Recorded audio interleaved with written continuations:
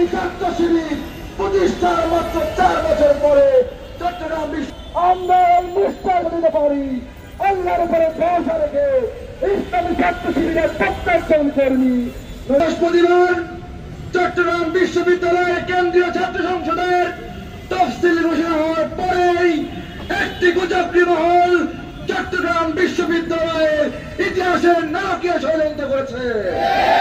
যেই ষড়যন্ত্রের অংশ হয়ে চট্টগ্রাম বিশ্ববিদ্যালয়ের শত শত শিক্ষার্থী আহত হয়েছে।